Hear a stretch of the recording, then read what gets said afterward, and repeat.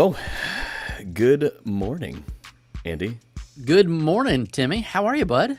I'm okay. A little tired. Slept okay-ish. Just gotta straighten my head up. Feeling, it was a day. It was a day. That's all I can say.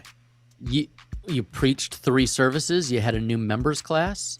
They were longer sermons. I couldn't control it. They were 4,000 words. That was a 12,000 word morning. My manuscript at night is 2, so it was a 14,000 word day. 21 verses. Why? Like, even the scripture alone was a chunk. That's like 500 to 700 right there. 21 verses. That sounds like an exhausting day.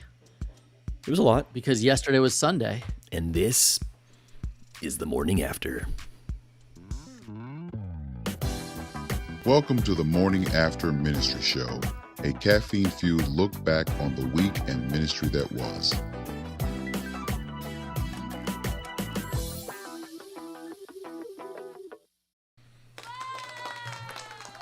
Timmy, I had a 14-verse chapter that I covered yesterday, and it was the shortest sermon in my Esther series thus far. What chapter was it? Chapter 6. Yeah. When the king has a sleepless night, and Haman goes in thinking he's going to impale. Have you ever done any research on how the Persians actually impaled people? It was gross. It was really bad. One hole. It was one, yes. And then mouth. Yeah, it's bad. Those Persians, when man. we were preaching through Esther, I remember looking at some of those images thinking, not gonna put that on the slides. No. Every now and then I just put a picture of Xerxes from 300 up to remind people, hey, this is the guy we're dealing with. I did do that. Yeah, that was funny. But all right, so you guys, you're almost. So you're nearing the tail end. You only got yes. What? So is there we've 10 got chapters? 2 more weeks.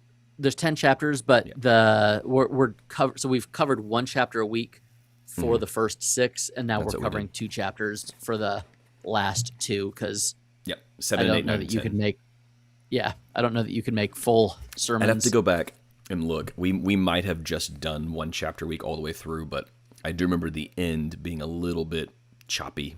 Anticlimactic. Yes, that was the word. Yeah. So sure. we're getting ready to wrap that up, and you guys are nowhere near wrapping up Exodus. We're 27 weeks in. We just finished Exodus 15. We will pick up the pace in the fall.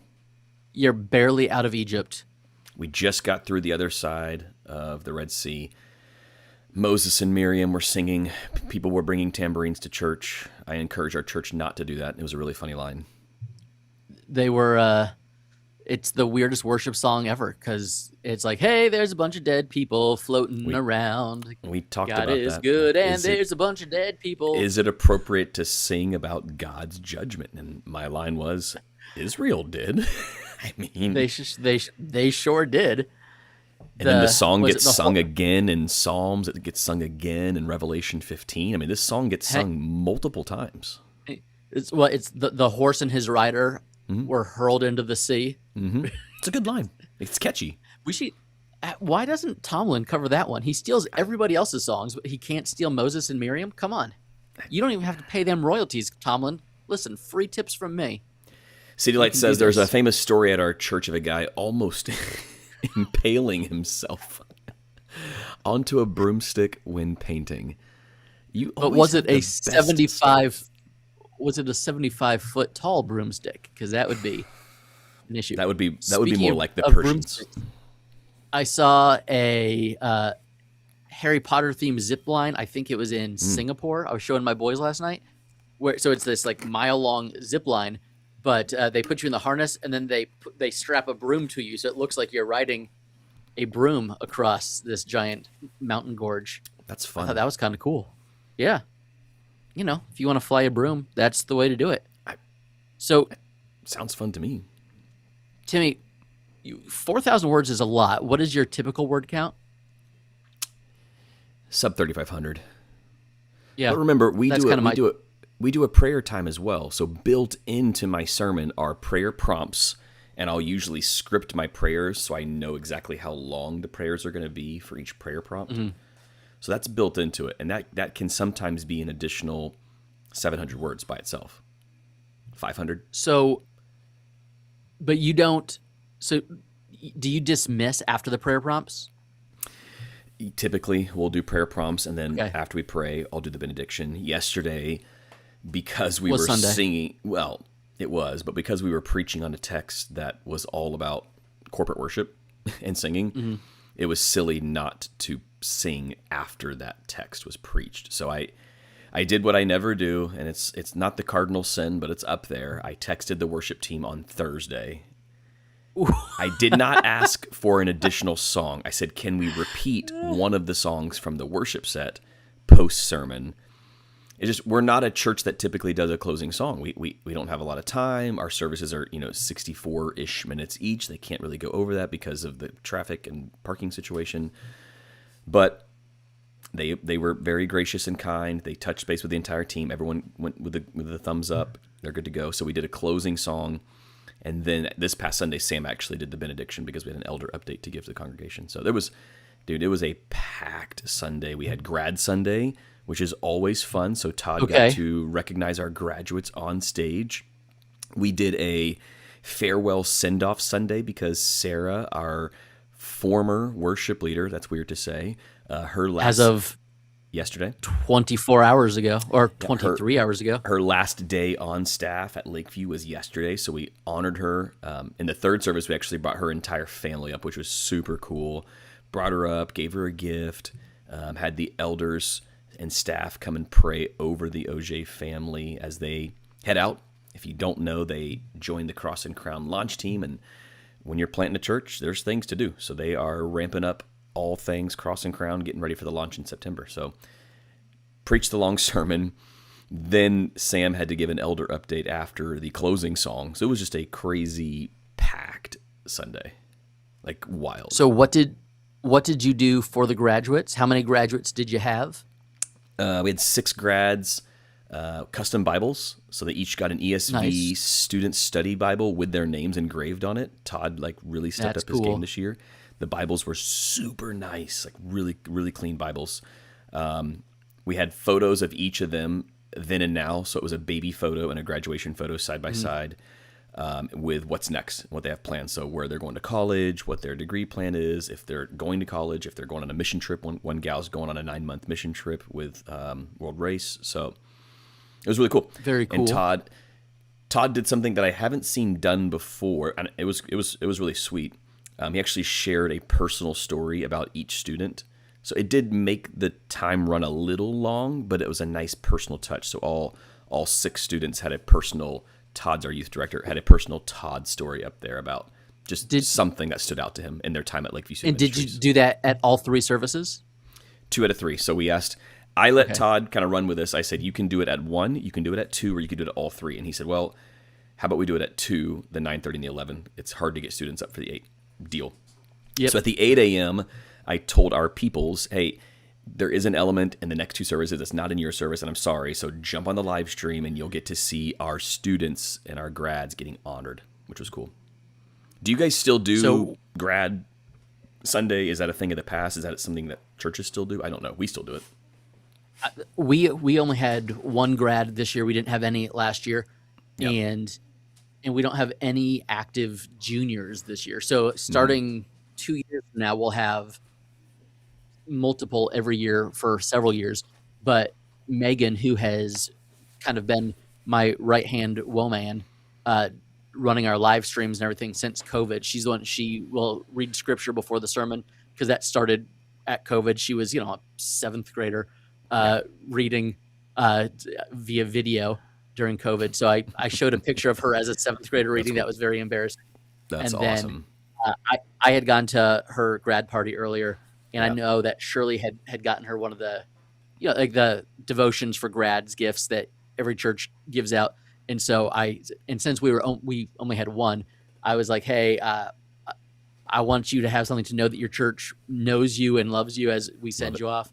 Yep. And got Lego Batman because that's perfect. So she got a really cool Batmobile from the church, which Bibles are cool, but how many churches when you have one grad, you can make it about as personal to that one you can do anything as it gets. So it was really cool. And really, besides, me and Shirley, she is the person who has been on the mic the most at the church for the past 7 years. So it's going to be weird. We're already talking about, so I have a fifth grader help me. She's fifth grade this year, has helped me with announcements for the past several years. That's to cool. just get kids involved in up being in front of the church. So we're already talking, do we have her start doing the scripture reading? Yes. Because she won't be in kids anymore. And then do we have one of the younger kids step up and start helping with announcements? So it's exciting. We've kind of got some musical chairs of different roles in the church being played.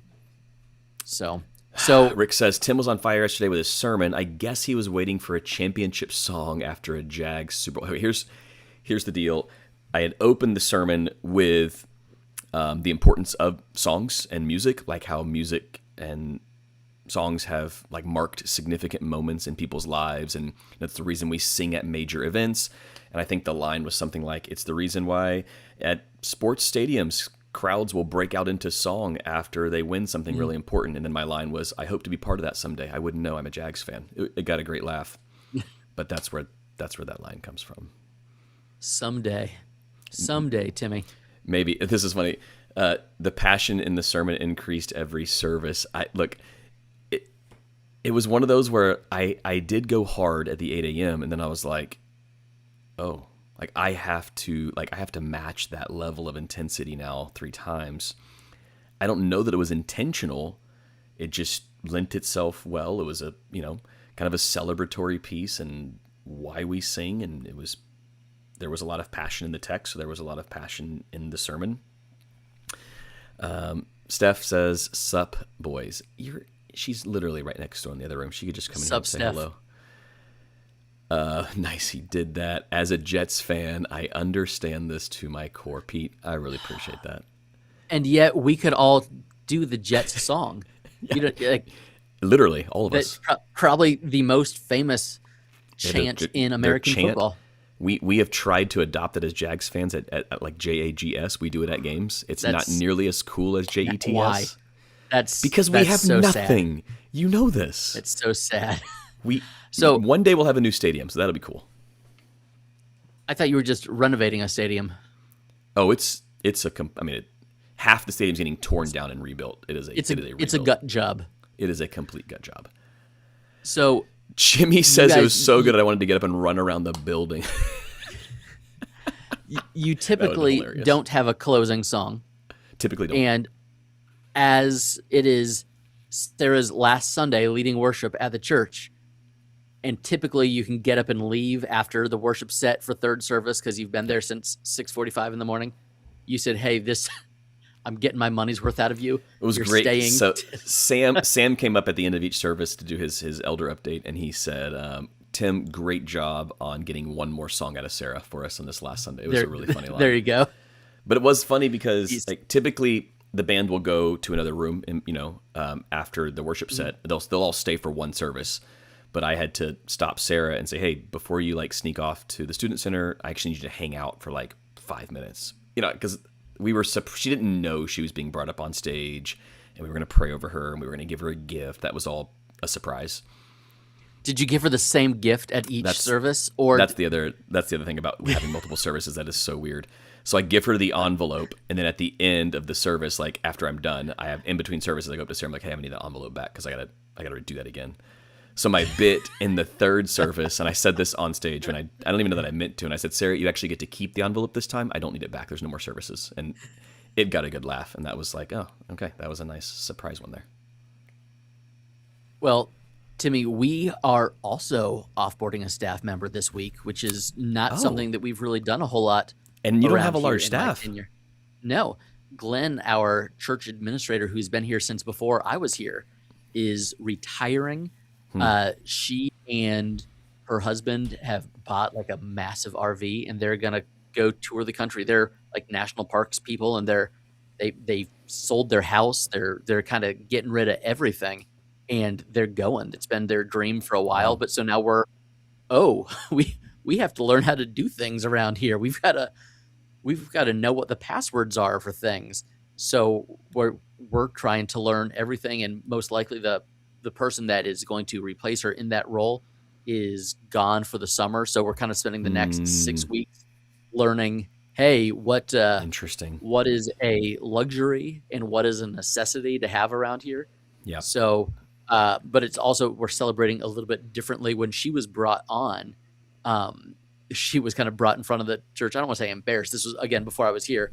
And it was a whole thing. And so she was like, I don't want any of that. So we're doing lunch over at the Kitchen, which is one of the restaurants that is nice steps restaurant. away from us here. Yep. It's a nice restaurant. So we're doing a lunch to celebrate her, but she does, not wanting anything in front of the congregation. But it's also, we're both offboarding people, but very different roles. One is a very upfront role, and one is a very, very behind the scenes role. Yep. So it's just kind of interesting how you celebrate people in the way that they want to be celebrated or should be celebrated. But also, boy, it's a lot of work replacing a staff member. It really is. There's it's so much work. Tell me about it. And it's like, and these, imagine, like, we know people that have had to, like, let people go. So there's not a build up to a transition. It's just hey, they're there one day and they're not the next. Yeah, that's weird. That would be terrible to try to figure out all of the, to try to keep all those plates spinning. So, yeah. So we're, Anne, who's our church treasurer, is in with Glenn, right, on the other side of this wall, trying to make sure that she has all the passwords and knows what needs to be done, and keeping all of the stuff aligned, because it's a lot of work. And we think about onboarding, what's the best way to do this, but offboarding is a completely different animal, and it's not something that we do often either. No, which is good. Like I don't want. It's not, which is a good thing. Like the fact that this is. I mean, we've had, a few little changeover things, but there was always, whether it's a children's ministry or when I took over for Dylan, leading the youth ministry, but there are some roles that there's a whole lot of stuff that goes into this. So I'm glad that I have to do it once every 9 years. That's about what I have the bandwidth for. I'm good to not have to do that all the time. Andrew, I know it was a packed Sunday, but I think we both also had some busy ministry weekends too. Didn't you guys attend a ball game? We did. We the Clearwater Threshers, the Phillies minor league, single A team is here about 10 minutes from where I'm sitting, and I drive past their stadium twice a day. We took about half of our congregation to a game on Friday night. I love this. Andrew, I love this. I've often thought of Safety Harbor as a large youth group, and I'm like, man, if I was pastoring a large youth group, I would do youth group style events. So when you said you guys were doing the baseball game, I was like, finally, like that should be the kind of stuff you guys do. I think that's awesome.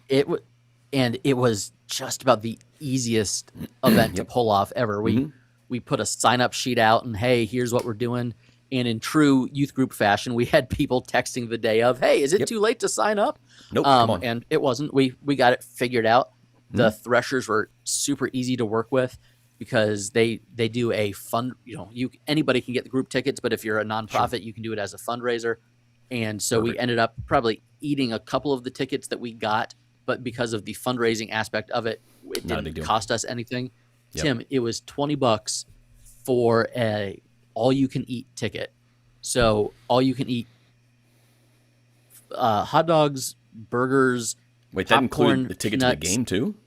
And the ticket to the game. So your seat and all-you-can-eat. So I don't know how the Threshers made money off it. And really, it was $20, but it was like $15 because they gave us the kickback for the fundraiser component to it. So, and then I had everybody's last name with the ticket office, so they just had to walk up and give them their last name, say they were with the church, and they got their tickets and their wristband for the food part. So when we do it next year, we've already been talking like, okay, how do we get people to all go in at the same time? Yeah. Like you don't need to be sitting together, but we probably should have taken a group photo at some point. Yes, but that should happen. That always needs to happen.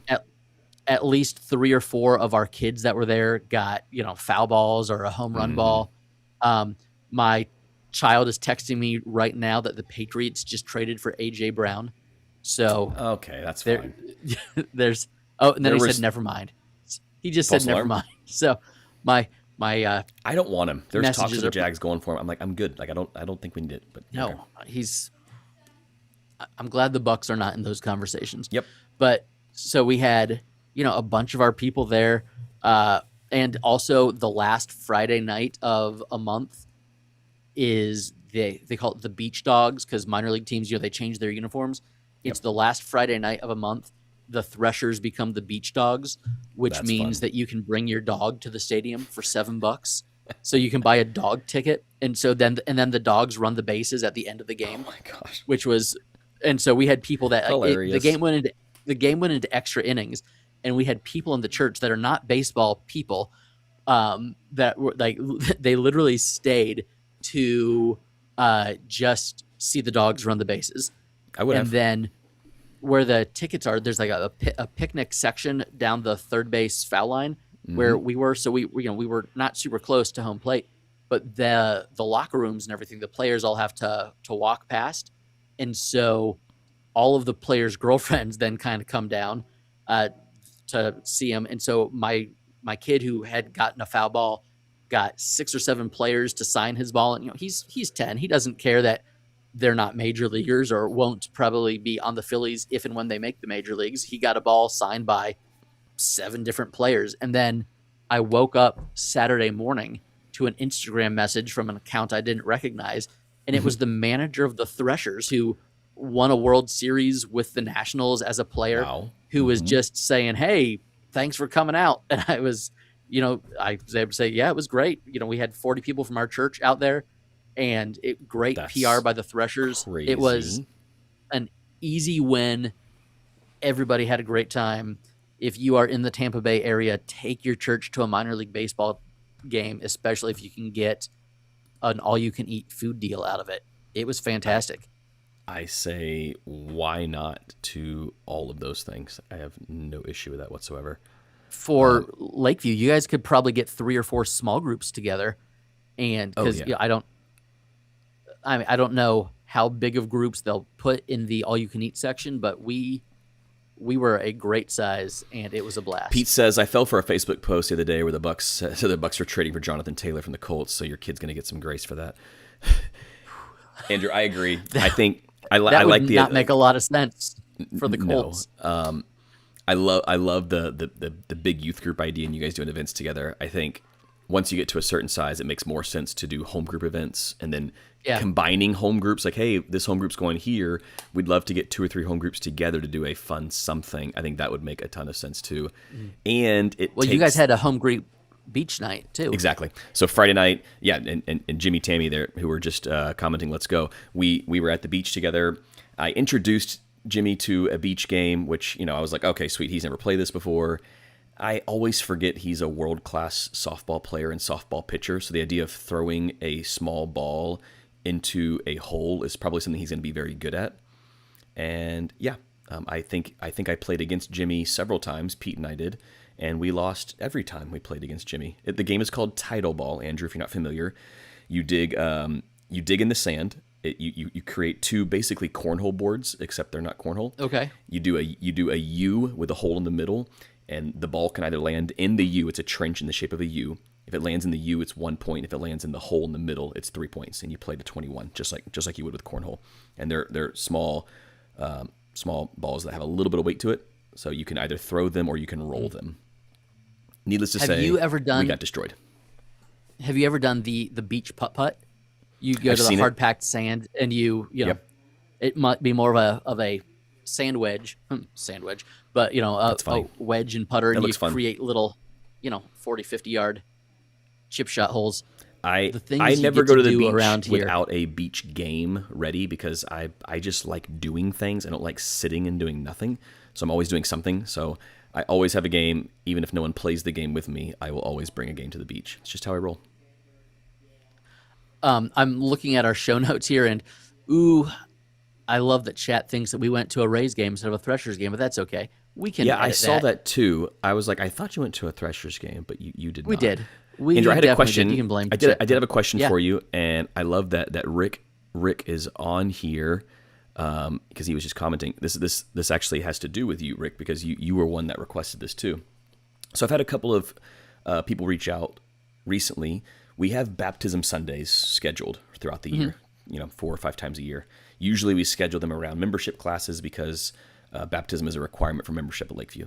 So we have our next baptism Sunday next week. We had membership class last night. That makes sense. But I've had a few people reach out and say, hey, I want to get baptized. The baptism Sunday doesn't work for me. Can we do another day? Could you come to my pool? Could we go to the beach? I don't mind it. I actually kind of like it. It's fun. I can build a family thing into it. So today, for example, this afternoon, Honeymoon Island, I had a guy reach out and say, I'd love to get baptized today. June 1st is a special day. My mom passed away on that day, and I kind of want to redeem the day because it's a grieving day for me. I'd love to redeem the day with celebrating my new birth in Christ. And I was like, oh my gosh, that is so cool. So I'm actually bringing the fam over to Honeymoon Island later today to do a beach baptism with someone from the church. And then Rick had reached out a couple weeks ago about doing a kind of a, we have this text thread back and forth, and he's always grilling out. So he's always sending me pictures of what he's grilling out around the pool. And I was like, man, I'm in. I'd love to come over. And he goes, actually, can we chat? I do want you to come over, and I want to grill out for you. However, I need to get baptized. And I was like, oh, let's go. So we're going to do a little grill out and baptism. I'm like, dude, that sounds like so much fun. So my question, I guess, is that a normal thing? Do we get requests like that? Do you honor requests like that? I'm good with it. Like barbecue and baptism, that sounds like so much fun. I've talked to other pastors who are like, actually, we don't baptize privately. We only baptize publicly. And I'm like, I don't know that this is necessarily private. Like the family's going to be involved. I mean, today at the beach, it's literally the beach. So I don't know that, but even if it were a quote unquote private baptism, which I have done before because the individual that I baptized could not be seen in public for a variety of reasons. It's a different story that I can't share online, but I did do a very private baptism once. Secret baptisms with Reverend Tim. I don't know. Like for me, it's like I love baptizing people. I will make it a part of my schedule. I'll take time out of my day. I'll book things around it. Am I crazy? Like what about? Didn't the Ethiopian eunuch? Wasn't that like a? Yeah, the Ethiopian eunuch is, here's water. What does hinder me from being baptized? Exactly. That was not a Sunday morning on the live stream. So I think that anywhere, everywhere. Also in the book of Acts, just a few chapters later, you have the Philippian jailer, who that's right. probably a 6 a.m. Private baptism with him and his whole household. So I don't think there is any argument from Scripture that a baptism has to be a big. How about barbecue baptisms barbecues and baptisms every Sunday at Lakeview? I think that would be hugely popular. Jimmy, that's right. I've seen Jimmy do baptisms at the softball field, which is so cool. So cool. I think the church should celebrate the baptism. So whether that's, hey, here's a picture. Okay, good point. That's true. We'll do a picture. Put it on the Insta or share it in announcements. Hey, when you see this person, so I think there's lots of ways to do something to make it more public. This isn't a how about this one, Andrew? Thing that you're trying to hide. Our buddy Zach, missionary over at Czech Republic, stoked about the baptisms. We can't do the beach here, but we can do it in the shadow of the world's largest castle. That's a castle flex. We don't have any castles here in Safety Harbor, so I guess score 1 point for Prague in that one. I think Russ, our production guy, says as long as there's no pool on the stage, all is good. No, he says in the stage. In the stage. I love me a pool in the stage with a little pulley system, and you raise up the floor, and there it is. Man, that's great. Rick says, "Don't worry, Tim. I cleared it with the courts." I don't think you can really find a model for a Sunday morning only as a part of corporate worship baptism. I in the New love Testament. the corporate baptisms. I do. I think having the whole church there celebrating, there's something special about that. But I have nothing wrong with incorporating outside baptisms as well. Like I guess for me it's both and. I don't think it has to be an either or. Yeah. But I get That's it. Like why if you can't or something's wrong, I don't know. Maybe I don't get it. I don't know if your schedule's too packed to work in a baptist. Like that can't be like. Surely that's not the case, right? No, I think it's a yes and situation. I think it is a hey, we do these publicly to celebrate in the life of our church. Yeah. But also, just because something isn't happening on a Sunday morning doesn't mean that it's not happening within the life of the church. Again, a picture, a post, hey, celebrate with this person, with this family. Fine, that's awesome. Agreed. I think. And we're going to celebrate as a church as well. I think next week, I checked yesterday, we have like 10 signed up for baptism. And we just did a baptism Sunday right after Easter. So I love everything. I'm a big fan of baptisms. I grew up Baptist. Did you know that? I did. I have heard this about you, and I think that it is a wonderful thing. Oh, did I tell you I'm dog sitting my mom's dog right now? My parents' I dog. assumed that was Busby. That was not Busby. That's a different dog who sometimes likes to yap at the worst times, like, I don't know, 3, 4 in the morning for no apparent reason. How do he and Busby get along? Just fine. Busby's in here with me with the door shut, and he's out there. So he's barking because he misses his buddy. It's fine. Who knows? We have no idea why this thing barks. Pete says, I'd rather someone baptized at home and live the Christian life than baptized at church and not live it out daily. Pete, well said. I think we would all rather that. I don't think it's an either or proposition. I think it's a both and. I think you can be baptized very publicly or very privately and be a jerk, or you can be baptized very publicly or very privately and you can live out your faith very publicly. Also, Pete, the profile pic, I'm loving the shirt. I guess I'm just going to need to get one of those. It just looks... I can't see what that says. I'm way too blind for that. The only thing is I know it looks cool. All right, here we go. Steph says, I think the only thing for me is that for Tim, the church is growing, and Tim likes to say yes to everyone. Okay, this could come into play. I get that. And I feel like he stretches himself thin schedule-wise by saying yes to everyone. That could happen sometimes. I think that's fair. Sure. That could totally happen. I would just say I think baptisms probably take priority. If I'm going to say yes to a baptism, Steph, that week, then something else is probably going to have to go from my schedule. That's not family time, but something else, because I replaced. As long as it's not podcast recording, we're good. I can say no to Andrew in podcasting and say yes to a baptism. Hurtful. That's probably what needs to happen. Hurtful. That's what Stephanie was actually getting at. Listen, Andrew, we also hosted some friends this weekend. I didn't even tell you about this. One of my best buds in the whole world. I was the best man at his wedding just a few months ago. So we did the hosting thing. So I got the sermon done way early. I did my read through Saturday morning, which was weird. So we could all go to Busch Gardens together. In the morning, not at night? Yep. So we did Busch Gardens all day Saturday. My youngest accidentally got on her first upside down roller coaster unknowingly. There was this weird assumption that if it's a wooden coaster, which Iron Gwazi is no longer wooden, but it still has a lot of wood, like, that must not go upside down. Turns out Iron Gwazi does go upside down. A lot.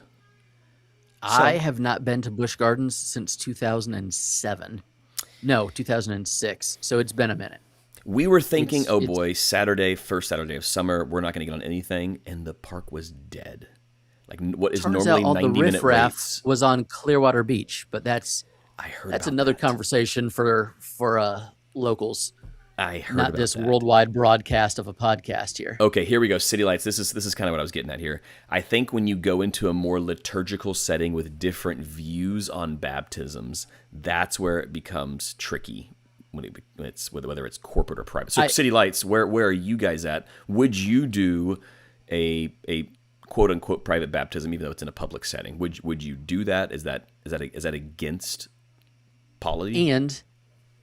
if it is against polity, how do you reconcile that with the models that we see in the Book of Acts? Because you don't see any baptisms in front of a congregation. Well, not any, but you don't see the vast majority of the baptisms in the Book of Acts being carried out in front of a congregation. They're private baptisms. Yeah. So sometimes the guy doing the baptism just disappears once they come out of the water. That happened to my friend Philip once. How did that happen? Where did he go? I don't know. He was so far away. Come on, Luke. You write so much about so many things. You can't give us another 2 verses of detail there? Come on. We have so many questions. Just let us know what's happening. Also, where did he go? Like, he doesn't show up again till the... Yeah, Gone. And he doesn't show up again till the end of the book, and he's got a couple of daughters who are prophetesses now. Boof. Okay. Gone. So that was it. That was his whole story. He goes, he meets a sorcerer. I've never met a sorcerer.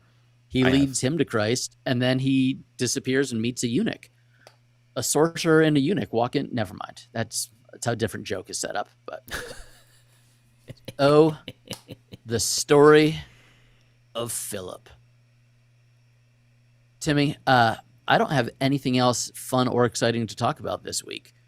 We've done the things. We're wrapping up Esther here in a couple of weeks. Then moving into a short 3-week missions series.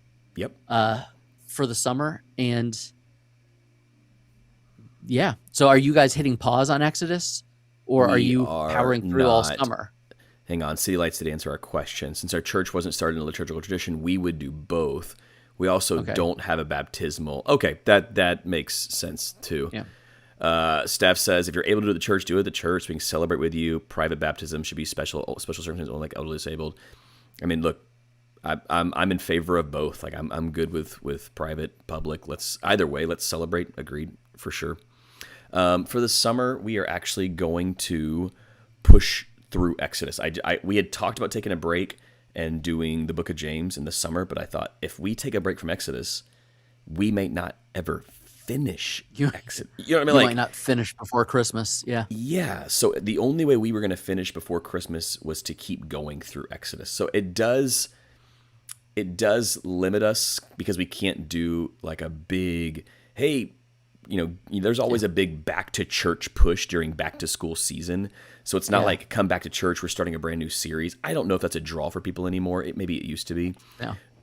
Our line at Lakeview, when I get up every week, I say the same thing. Hey, if you're brand new here, this is what we do. We go verse by verse through books of the Bible. We're so-and-so weeks through the current book. And that's kind of my opening line so people know if you're brand new is what we do. If you've been coming a while, you know what week we're in, what chapter we're in. So we're gonna push through Exodus this summer. We will finish. This is kind of weird. We actually finished the last Sunday of November, which, as you know, I believe is the first Sunday of Advent. So we won't officially kick off our Christmas series, our Advent series, till the first Sunday of December. So we will still celebrate the first Sunday of Advent, even though we'll close out the book of Exodus. It just won't be a Christmas series. I mean, I haven't read. I'd have to go back. I'd have to go look. Can we tie in the last Exodus? I mean, actually, if we do an Exodus overview recap, it would be pretty easy to tie into the Advent series. I'll have to look at how we do that transition. I'm just thinking about what it's going to be like to be talking about Exodus with Christmas trees on the stage and everything. I don't know how often that gets done. Hey, Merry Christmas, everybody. Yeah. So are you guys pausing for the summer? Well, actually, you're finishing up Esther. We're finishing. You'll finish Esther in mid-June. We are finishing Esther on the 14th. And then on the 21st, Frank is preaching here for the last time before Cross and Crown launches. And so we're doing a little 3-weeker with Zach. So we'll do kind of Jerusalem, Judea, or Jerusalem, Samaria, and all Judea. So we have Frank covering church planting. Love and so that's the Jerusalem idea, a church in your own backyard. Yep. I'm covering Samaria, like a reconciliation ministry, those types of missions. And then Zach, being in Central Europe, will be our ends of the earth conversation with that. So we got a 3-weeker on what missions can look like. And then from there, from July through kind of beginning of back to school, we're going to do a Kingdoms and Covenants, like, the story of Scripture, like told through the covenants that God makes. We'll do that for a few weeks there to get to Labor Day. And then after Labor Day weekend, we are preaching through, Timmy, have I told you this? We are preaching through a book series. A book, not a book of the Bible? I'm trying to find, not a book, a chapter. My desktop is so messed up, I can't even find it. Quick, say something clever while I'm looking for this. I love this. Earl says, I think baptism should only take place in a cold plunge. You don't have to earn salvation, but you do have to earn obedience. I mean, possibly. Steph is only here to rage bait, apparently. Just ministry. Actually, I love the ministry spouse perspective. It's a little bit different than most other perspectives. The argument here is valid. Time spent outside the church, no matter how much you want to involve families, does end up affecting the entire ministry family in some way, shape, or form. Not against anything or anyone, just sharing a perspective. That's a good take. City Light says, go full Advent and don't decorate for Christmas until Christmas Day. Solves the Exodus issue. But have you seen Lakeview at Christmas time? It's very pretty. Pretty. Timmy, Steph says sometimes people see Tim the pastor and forget Tim the husband, Tim the dad. Yep, good take. Rick, the Christmas trees are part of the wilderness. I mean, could we incorporate the trees and the wilderness together? You could, if you have flickering lights, you could call it the burning bush. I mean, it's the wrong part of Exodus. Or you're saying we should set a Christmas tree on fire, like a fake Christmas tree bonfire. Exodus 40 is the tabernacle, right? Yes, I believe so. And so you could. There's a lot of tabernacle. You could tie that into John 1. He dwelt among us. That's he tabernacled. So if you're doing your Christmas series from John, that's the easy tie-in. And then we could actually start John the next week. You could. We could do a couple of Johns in there.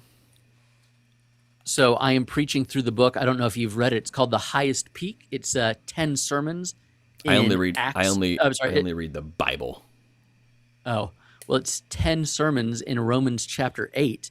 Ever heard of it? By the Reverend Dr. Adam Powers. And so we are going to adapt that teaching series that he has turned into a book. And so we're going to instead of going through a book of the Bible, we are spending 10 weeks in a single chapter. Which if you're going through the book of Romans, that's what you do. Like you literally spend 5 to 10 weeks in every chapter. That's how not all, but a lot of the epistles are. You can't do chapter. Like the doctrine and theology, you can't just read 2 verses on that. Like you have to get into that. Yeah. Yeah. So I don't know. Actually, our plan that will get us a really good to November. Way. Like if we were to preach Romans, what if it was in chunks and it was spread out you'd have over to do a series at a time.